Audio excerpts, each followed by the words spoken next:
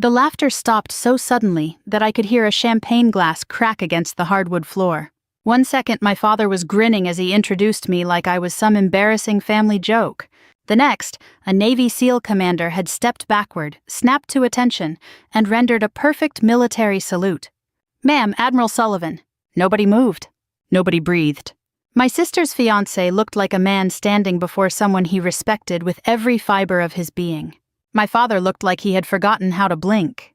Then Ashley, my older sister, let out a nervous laugh. "Oh my God," she said. "Jake, stop, you're actually making this awkward." But Jake Thompson wasn't smiling. And for the first time in my entire life, I watched my family's confidence begin to crack. Because the one person they had mocked for 20 years wasn't laughing anymore. And neither was the man they admired most. That was the moment everything changed. Not because they suddenly discovered who I was, but because they finally realized how little they had ever bothered to know me. The invitation had arrived 3 weeks earlier. "Ashley Sullivan and Commander Jake Thompson request the honor of your presence." The card was elegant, expensive. The kind of invitation my mother would frame and show to neighbors. I stared at it while sitting in my office overlooking the Potomac River. Most people would have been excited. I wasn't. Because family gatherings never meant celebration in the Sullivan family. They meant comparison. Ashley had always been the golden child. I had always been the disappointment. It wasn't because I got into trouble. It wasn't because I failed. Actually, I did the exact opposite. I studied harder, worked longer, pushed myself farther. But none of that mattered. Ashley became a local celebrity. Prom queen, homecoming queen, student council president. The daughter my parents could proudly display. I joined the military. To my father, that was practically an act of rebellion. He used to say things like, "You're too smart to waste your life taking orders." Then years later he changed it to, "Still hiding in the military, huh?" The funny thing was that he never once asked what I actually did. Not once. When I graduated from Annapolis, he didn't attend. When I earned my first command, he didn't call. When I deployed overseas, he forgot my birthday. Eventually, I stopped expecting anything. Life got easier after that. The problem was that family has a way of pulling you back. Which was why, on a warm Saturday evening in Charleston, South Carolina, I found myself walking into a waterfront country club filled with 200 guests celebrating Ashley's engagement. The ballroom glittered with chandeliers. A jazz band played softly near the stage. Waiters floated through the crowd carrying trays of champagne. Everyone looked expensive. Everyone looked happy. And then I spotted my parents. My mother saw me first. "Oh," she said. Not "hello." Not "it's good to see you." Just "oh," like she'd noticed a package arrive. Dad glanced over. "There she is." I hugged Mom. Dad offered a brief nod. "You made it." I said I would. "Surprised you could get away from work." His tone carried the same edge it always had. I smiled politely. "Things worked out." He shrugged. "Good." That was the entire conversation. I should have expected it. Ashley arrived moments later. She wore a white designer dress that probably cost more than my first car. "Erica!" she squealed. She hugged me carefully, as if she didn't want military germs touching her outfit. "You look great." "So do you." "You still wearing uniforms every day?" "Sometimes." She laughed. "I don't know how you do it." I didn't answer. Ashley never asked questions because she wanted answers. She asked them because she liked hearing herself talk. For the next hour, I wandered through conversations with relatives who barely remembered my name. Some asked if I was still enlisted. Others assumed I worked in an office somewhere. One aunt asked whether I planned to leave the military and get a real job. I smiled through all of it. Years of diplomacy had taught me patience. But patience and enjoyment are not the same thing. Eventually, the engagement party shifted toward introductions. Ashley wanted Jake to meet every branch of the family. That was understandable. After all, Jake Thompson was the star attraction. Decorated Navy SEAL officer. Combat veteran. Respected leader. The kind of man my father bragged about to strangers. I had read his file years earlier. Not because of personal interest, because our careers had crossed professionally. Though he didn't know that. At least I didn't think he did. The room buzzed with excitement when Jake entered from the terrace. Tall, athletic, confident. He carried himself exactly like someone accustomed to responsibility. Guests gravitated toward him instantly. My father nearly glowed with pride. "Now that's a man," Dad announced to nobody in particular. Ashley beamed. Jake shook hands, told stories, accepted compliments. Then eventually Ashley guided him toward me. I knew what was coming. Family introductions always followed the same script. Ashley gets praised. Erica gets tolerated. Dad wrapped an arm around Jake's shoulder. "Jake, there's one more person you should meet." Jake smiled. "Of course." Dad turned toward me. His grin widened. I recognized that grin. It was the one he wore whenever he was about to embarrass me. "Ladies and gentlemen," he announced loudly enough for nearby guests to hear. Embarrassing as it is, I suppose I have to introduce my younger daughter. Several people chuckled. My stomach tightened, not because it hurt anymore, but because some wounds never completely disappear. Dad continued. "This is Erica." More laughter. "She's in the military, too." A few guests nodded politely. Dad lifted his drink. "Nothing special, though." The laughter grew louder. Ashley smiled awkwardly. My mother looked away. Nobody stopped him. Nobody ever did. I felt 20 years old again. Standing in the kitchen while my father compared me to my sister. Standing at graduation while nobody came. Standing alone. Jake finally extended his hand. "Nice to meet you, Erica." I accepted it. "Likewise." His expression remained casual for approximately 2 seconds. Then something changed. His eyes moved to my face. Then my posture. Then the small lapel pin on my civilian jacket. Recognition flashed across his features. The color drained from his face. His hand froze. The room continued laughing. But Jake wasn't listening anymore. Neither was I. Because I knew exactly what he had realized. His grip released immediately. He took a step backward. Then another. The smile disappeared completely. His shoulders straightened. His jaw tightened. And before anyone understood what was happening, Commander Jake Thompson snapped into a flawless military position of attention. Every conversation nearby stopped. The jazz music suddenly seemed far away. Jake raised his hand sharply. A perfect salute. Not casual. Not joking. Not playful. Official. Respectful. Absolute. His voice carried across the silent room. "Rear Admiral Sullivan." My father's drink slipped from his hand. The glass struck the floor and shattered. Nobody moved. Nobody spoke. Ashley stared at Jake. Then at me. Then back at Jake. My mother's mouth slowly fell open. I could hear someone's fork hit a plate across the room. Jake maintained the salute. The same salute he would have given any flag officer in the United States Navy. And in that instant, 200 people looked at me differently. Not because I had changed. Not because I suddenly became important. But because for the first time they were seeing the woman standing in front of them, instead of the story my family had spent years telling about her. Dad finally found his voice, and the first words out of his mouth made everything even worse. "Wait." He laughed nervously. "What did you just call her?" My father's question hung in the ballroom like smoke after a gunshot. "What did you just call her?" Jake did not lower his salute. That alone made the silence heavier. My father was used to men answering him quickly. He owned Sullivan Hardware, chaired 2 charity boards, and had spent most of his adult life being the loudest voice in every room he entered. But Jake Thompson was not one of his employees. He was not one of my father's golf buddies. He was a decorated SEAL commander standing rigid before the daughter my father had just mocked in public. I let the moment breathe. Not because I wanted to humiliate him. Because I had learned long ago that silence can reveal more than anger ever could. "At ease, Commander," I said quietly. Jake lowered his hand at once, but he did not relax completely. His eyes stayed on me with the kind of careful respect that made several people shift uncomfortably. Ashley laughed again, but this time there was a sharp, brittle sound beneath it. "Okay," she said, touching Jake's arm. "That was funny for about 2 seconds. You can stop now." Jake looked at her, confused. "I'm not joking." Her smile weakened. "Dad, tell him." My father bent down halfway, then seemed to remember the broken glass at his feet and stood back up. Red wine spread across the hardwood like a wound. "Jake," he said, forcing a chuckle, "there must be some kind of misunderstanding. Erica isn't an admiral." A few guests nodded, eager for that explanation to rescue the party. My mother whispered, "Erica?" I didn't answer. Jake's expression hardened just enough for me to notice. He was trained not to give much away, but there are certain emotions even disciplined men cannot fully hide. Disappointment, disgust, recognition. "Sir," Jake said to my father, "with respect, she is Rear Admiral Erica Sullivan." The room seemed to contract. Ashley blinked rapidly.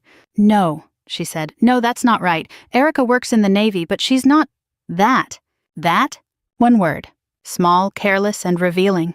I watched my sister's face as she tried to reconcile the version of me she had always enjoyed believing with the woman standing in front of her. My father turned to me. "Is this true?" There it was. Not pride. Not shock softened by wonder. An accusation.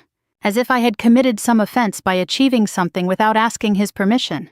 I folded my hands in front of me. Yes, the word was simple. It landed hard. Somewhere in the back of the room a woman whispered, "Oh my lord." A man pulled out his phone. Then another. I could see the searches beginning. Thumbs moving, faces lowering. The modern jury of glowing screens. Ashley noticed too. "Everyone, please," she said, her voice rising. "Can we not turn my engagement party into some weird military thing?" Jake looked at her then. For the first time that evening, his expression toward my sister changed. Not dramatically, not cruelly, but something shifted. The admiration in his eyes became uncertainty. "Ashley," he said, "this is not a weird military thing." She swallowed. "Then what is it?" Jake looked back at me. "It's respect." That word traveled through the room more effectively than any accusation could have. Respect. The thing my family had never thought to give me. My father grabbed a napkin from a nearby table and dabbed pointlessly at the wine on his shoe. Well, Erica never told us any of this. I almost smiled. There it was. The first defense. Not we never asked. Not we weren't there. Not we dismissed every achievement she ever tried to share. Just she never told us. "I sent invitations," I said. My father's hand stopped moving. "To what?" "My promotion ceremonies." His face changed. Only slightly, but I saw it. So did my mother. I continued, calm as still water. The first one was in Norfolk, the second in Washington. The most recent one was 6 months ago. Mom's eyes dropped. Ashley looked away. Dad cleared his throat. "Well, we get a lot of mail." A few people in the room looked at him then, not with sympathy, with judgment. Jake's jaw flexed.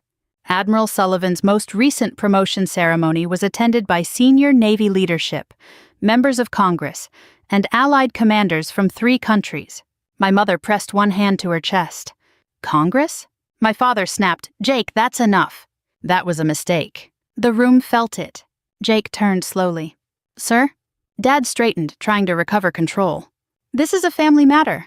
"No," Jake said. "You made it public when you introduced her as an embarrassment."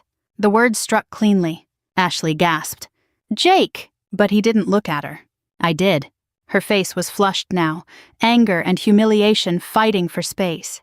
She had spent weeks planning this perfect evening.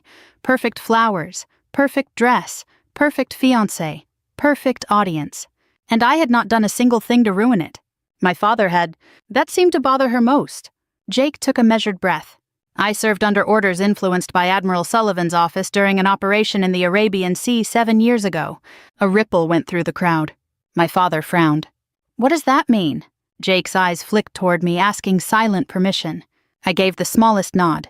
He spoke carefully as a man trained to protect classified details, even in casual conversation. Our team was pinned in a situation that could have ended very differently. Communications were unstable. The chain of command was moving information through multiple channels. A decision came down that changed our extraction window. He paused. My team lived because that decision was made in time. The ballroom was utterly silent. Jake's voice softened. Later I learned who pushed for it. He looked at me. "Admiral Sullivan." My mother's face crumpled slightly, as if she had been shown a photograph from a life she never knew I had lived. Dad shook his head. "No, Erica doesn't even talk about things like that." "Because no one in this family listens when she speaks," Jake said. Nobody breathed. Ashley whispered, "Jake, stop." But he had already said what everyone else had been too polite, too afraid, or too comfortable to say. I felt no triumph. That surprised me. For years I had imagined what it would feel like if my family finally understood. I thought there would be satisfaction, relief, maybe even vindication. Instead I felt tired. Not weak, not broken. Just tired in the deep, familiar way a person feels when a heavy door finally opens and reveals nothing behind it but dust. I reached for my small evening bag. I should go. My mother moved first. "Erica, wait." The word sounded foreign in her mouth. My father recovered enough to step forward. "Now hold on. You don't get to just drop something like this and walk away." I turned to him. "I didn't drop anything." My voice stayed even. "You did." That stopped him. For once, he had no immediate answer. Then a woman near the dessert table spoke in a trembling voice. "Robert."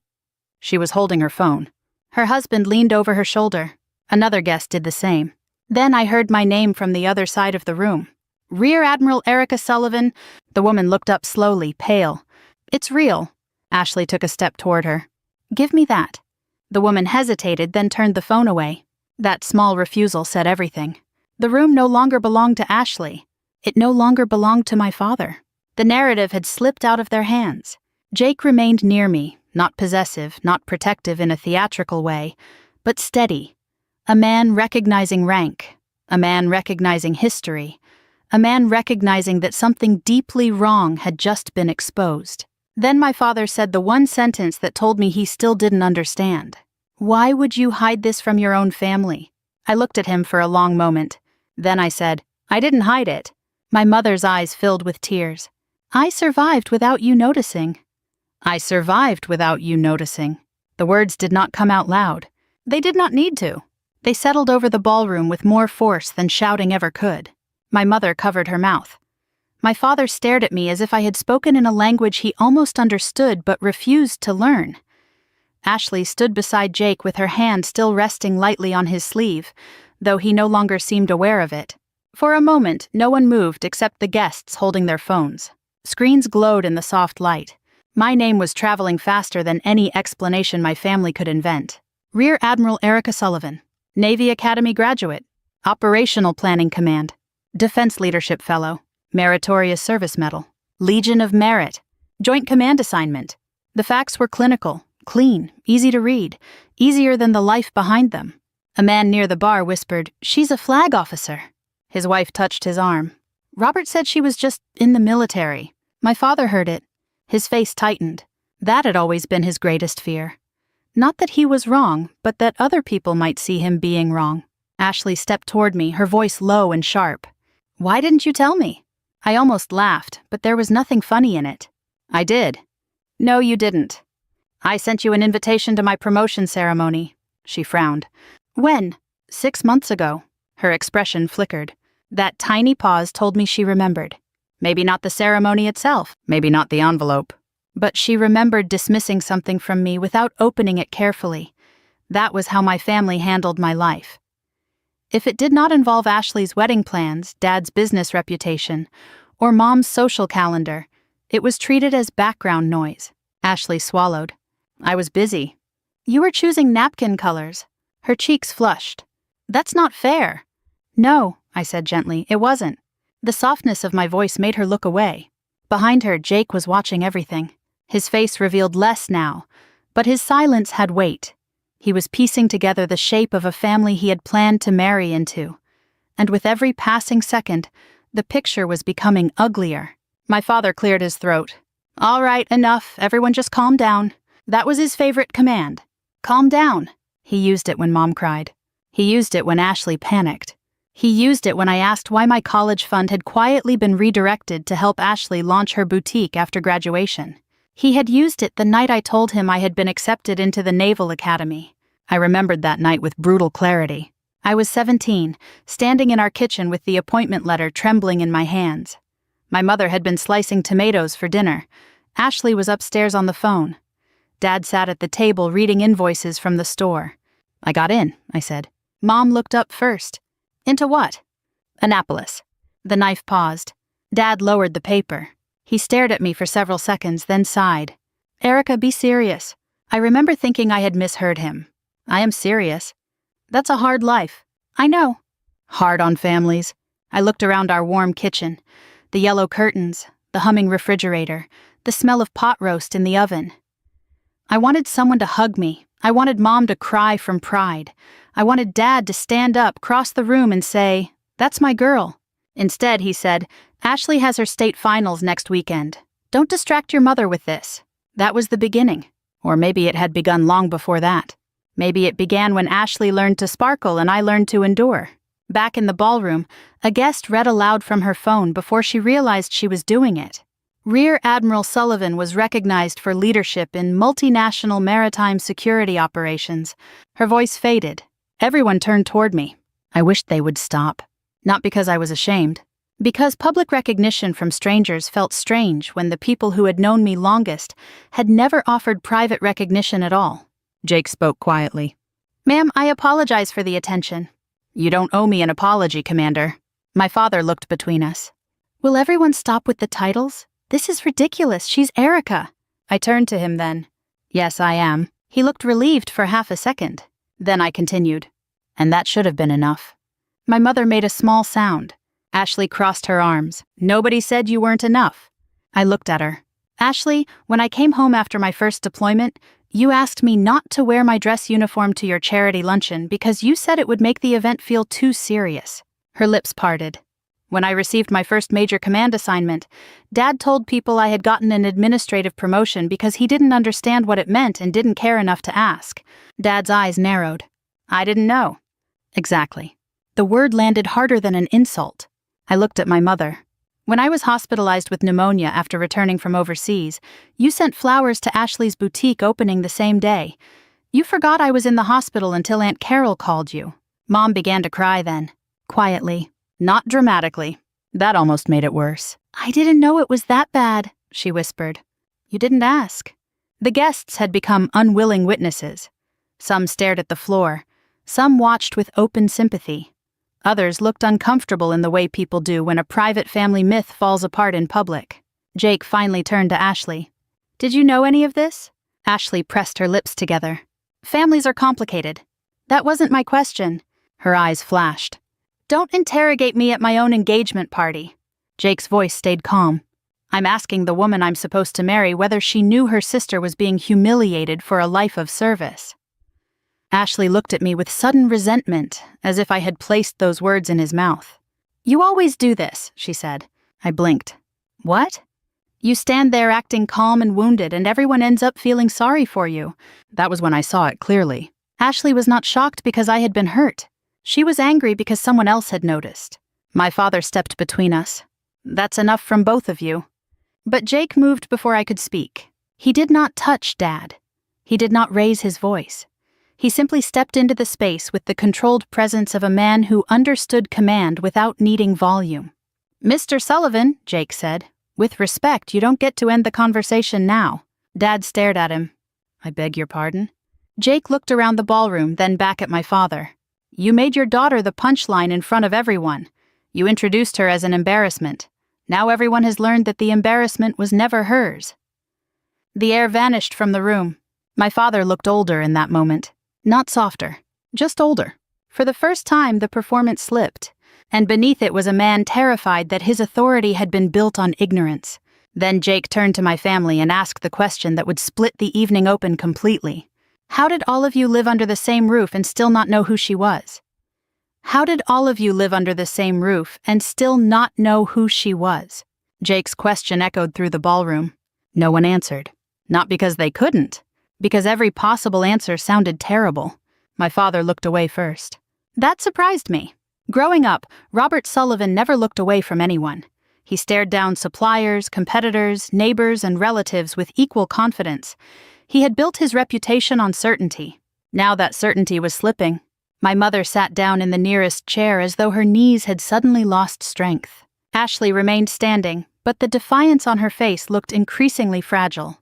The guests were no longer pretending not to listen. The engagement party had transformed into something else entirely. Not a celebration, a reckoning. I should have hated it. I should have enjoyed it. Instead, I felt strangely detached. Perhaps because the humiliation wasn't new for me. The only thing new was that other people were finally seeing it. A retired Navy captain named Walter Henderson stepped forward from near the bar. I recognized him immediately. We had met years ago at a defense conference. He looked from me to my father and shook his head slowly. "Robert," he said. Dad forced a smile. "Walter." The older man let out a disbelieving laugh. "You really had no idea?" Dad crossed his arms. "I knew she was doing fine." Walter stared at him. "Fine?" Nobody spoke. Walter looked around the room. Then he said something that changed the atmosphere again. "I spent 31 years in uniform." He pointed toward me. "People like Admiral Sullivan don't just do fine." The room was silent. Walter continued. "They become legends." My father's face darkened. "Now let's not exaggerate." Walter actually laughed. The sound carried no humor. I'm not exaggerating. He turned toward the guests. Half the people in military leadership know who she is. Several heads snapped toward me. Walter wasn't finished. I attended a briefing in Norfolk 3 years ago. There were admirals, generals, diplomats, and intelligence officials in that room. His eyes settled on my father. When Admiral Sullivan walked in, every single person stood. Nobody moved. Nobody even reached for a drink. Walter shook his head. And you're telling me you've spent 20 years treating her like the family disappointment? The silence that followed was brutal. My mother lowered her head. Ashley looked ready to disappear. Dad opened his mouth, closed it, opened it again. I wasn't treating her like a disappointment. The words sounded weak. Even he seemed to hear it. I finally spoke. You told people I couldn't hold a relationship because I was married to my job. His eyes flickered. You were always working. You told relatives I joined the military because I wasn't ambitious enough for business. His shoulders stiffened. I didn't mean... You told Aunt Susan that Ashley was the daughter you never had to worry about. The color drained from his face. I remembered that conversation. I had been 24, standing in a hallway, listening through a partially open door, listening to my father describe me as the difficult child, the temporary child, the one who would never amount to much outside the military. At the time, I had cried in my car afterward. Now the memory felt strangely distant, like remembering someone else's pain. My mother looked up through tears. Erica, I met her eyes. When was the last time you asked me if I was happy? She couldn't answer. Not because she didn't want to, because she genuinely didn't know. The realization hit her visibly, like a physical blow. Ashley stepped forward suddenly. Okay, enough. Everyone looked at her. She pointed at me. This is insane. Her voice shook. My engagement party has turned into a public trial. Nobody responded. Ashley looked around desperately. At her friends, at our parents, at Jake, looking for support. Finding none. She finally settled on anger. This isn't fair. I almost smiled. Fair. The word sounded familiar. It was the same word Ashley used when she was 15 and didn't get the car she wanted. The same word she used when her boutique lost customers.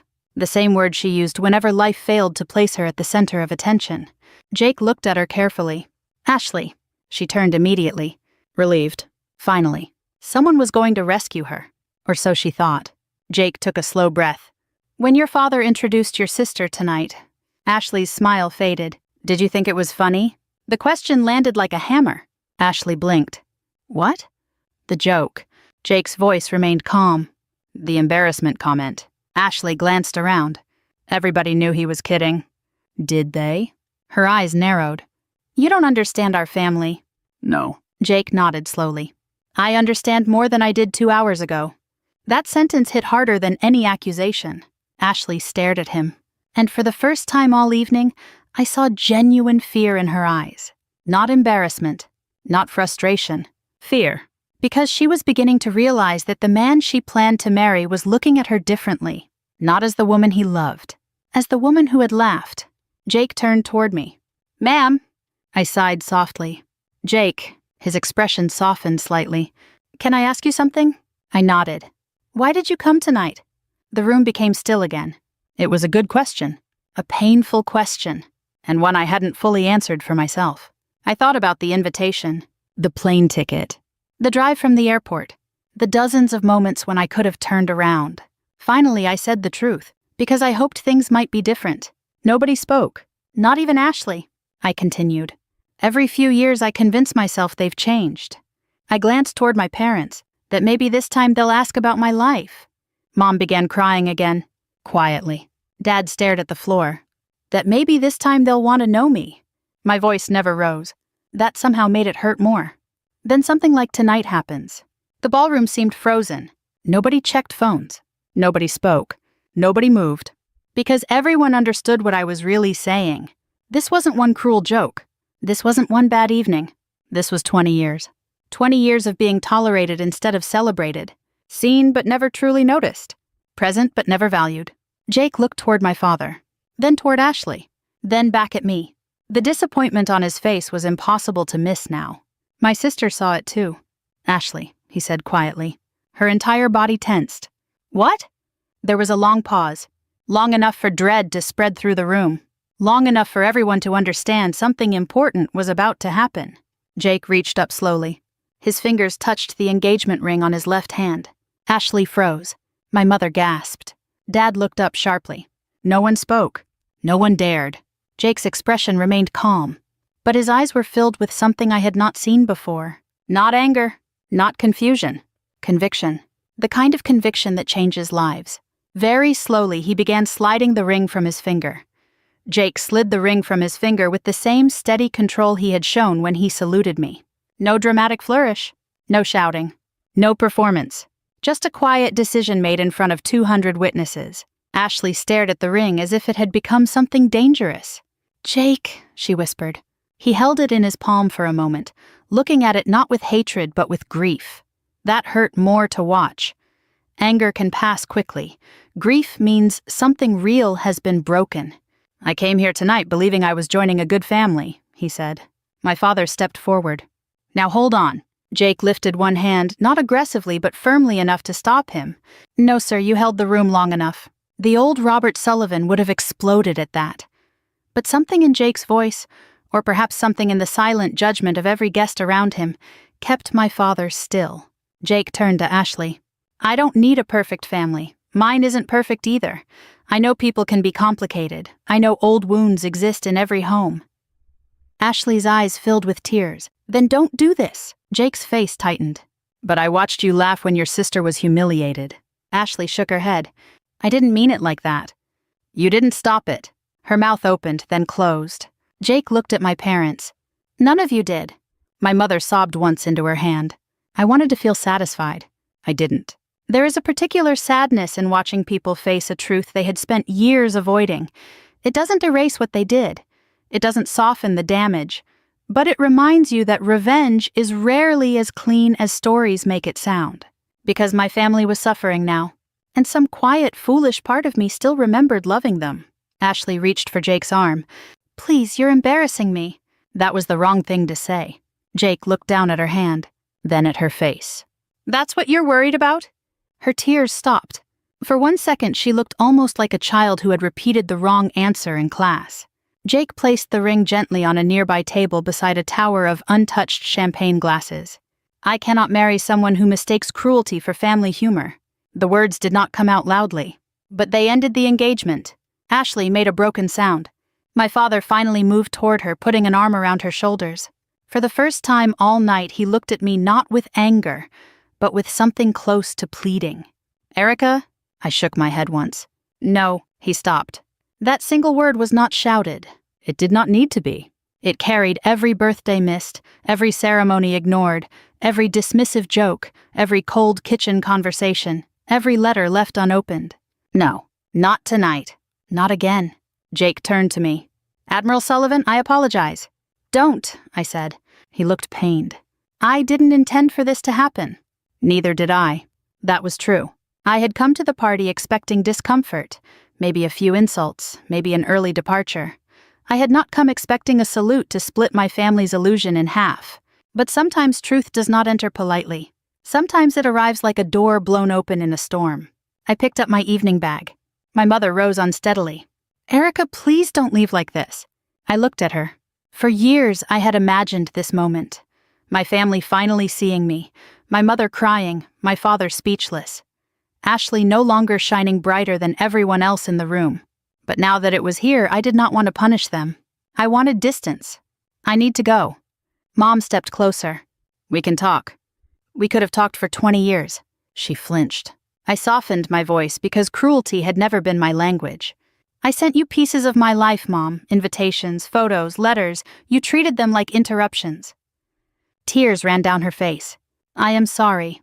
I nodded. "I believe you." Her face lifted with hope. "But I don't know what to do with that yet." The hope dimmed. My father swallowed hard. For a man who had always known what to say, he looked lost without authority. "I was wrong," he said. The room went still. Those words had probably cost him more pride than any business loss ever had. I studied him. "Yes." He winced. "I didn't know." "No," I said. "You didn't want to know." His jaw trembled once. That almost broke me. Almost. Then I remembered myself at 17, holding that Annapolis letter alone in the kitchen. I remembered myself at 26, standing in dress whites after a ceremony while other families embraced their daughters and sons. I remembered every version of me who had learned to become enough without permission. So I straightened my shoulders. "Goodbye, Dad." I walked out of the ballroom. No one stopped me. Outside, the Charleston air was warm and thick with salt. Music from the party followed me faintly through the walls, but it sounded distant now, like something from another lifetime. Jake caught up with me near the front steps, not too close. Respectful. "Ma'am." I turned. He looked tired. Not physically. Morally. "Are you all right?" I looked at the harbor lights blinking beyond the trees. "No," he nodded. "A good officer never demands a prettier answer than the truth. Will you be?" I breathed in slowly. Yes. For the first time that night, I meant it. 6 months later, my mother attended one of my ceremonies. She sat in the third row, hands folded tightly in her lap, wearing a navy blue dress and the expression of someone afraid to touch anything fragile. My father came too. He did not make speeches. He did not tell jokes. He did not try to explain himself to the officers around him. He simply stood when everyone else stood. And when the room saluted, he watched me with wet eyes. Ashley did not come. Not then. Not for a long time. But one morning, almost a year after the engagement party, I received a letter from her. It was short. No excuses. No performance. Just one line that mattered. I laughed because I was afraid Dad might turn on me too. I read it 3 times. Then I folded it carefully and placed it in a drawer. Forgiveness, I had learned, is not a door you owe anyone. Sometimes it is a window you open only when the air is safe. As for Jake Thompson, he remained in the Navy. We crossed paths twice after that, always professionally. He never mentioned Ashley unless I did. He never treated me like a symbol or a scandal. He treated me like an officer. That was enough. Years later, people would ask me if that night was my revenge. I always told them no. Revenge would have been planning their humiliation. Revenge would have been arriving with medals displayed and power ready to swing like a weapon. I did none of that. I simply stood there while the truth introduced itself. And sometimes that is the most powerful reckoning of all. Because the daughter they called embarrassing became the woman everyone else stood to honor. If this story touched something in you, tell me in the comments where you're watching from and whether you believe Erica should forgive her family. And if you enjoy emotional stories about truth, dignity, and the moment people finally see what they ignored, subscribe so you don't miss the next one.